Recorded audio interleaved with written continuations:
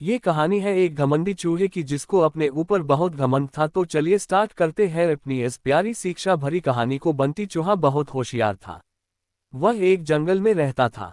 उसने अपना एक छोटा सा घर बना रखा था। जंगल के पास एक घर था, उसमें एक छोटा सा बच्चा रहता था।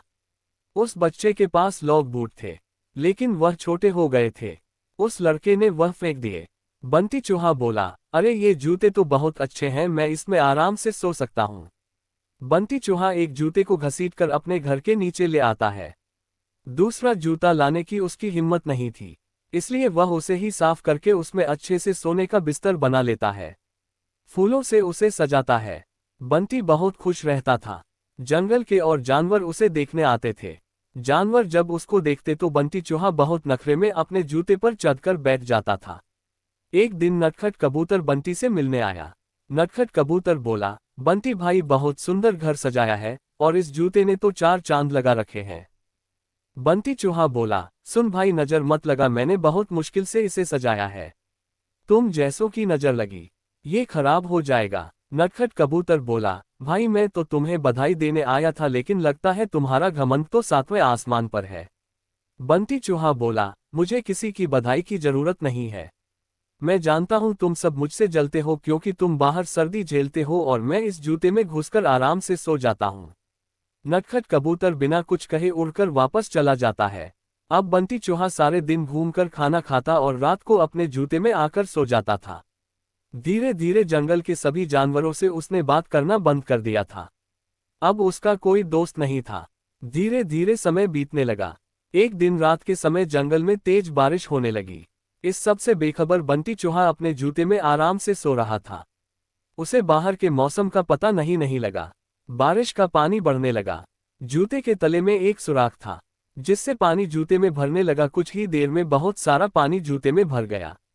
तभी बंटी चूहे की नींद खुली, लेकिन तब तक बहुत देर हो चुकी थी। पानी बढ़ता ही जा रहा था। उसे लगा कि वह अब मर जाएगा।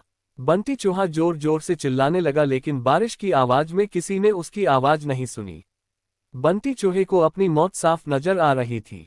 वह जोर जोर से उछलने लगा।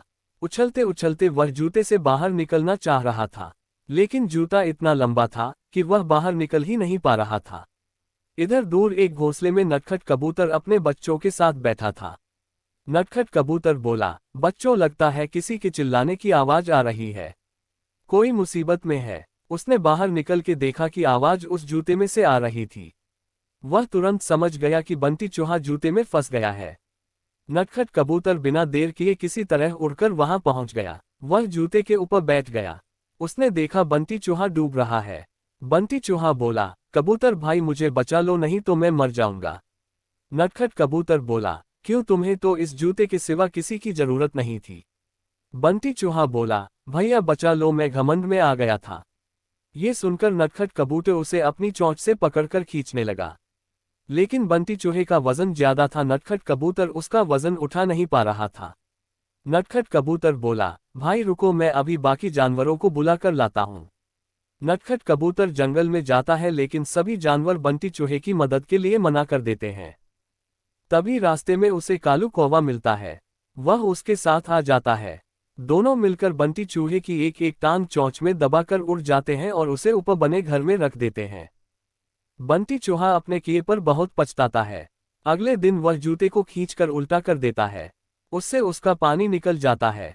उसके बाद वह उस जूते को घसीट कर ले जाता है और नदी में फेंक देता है।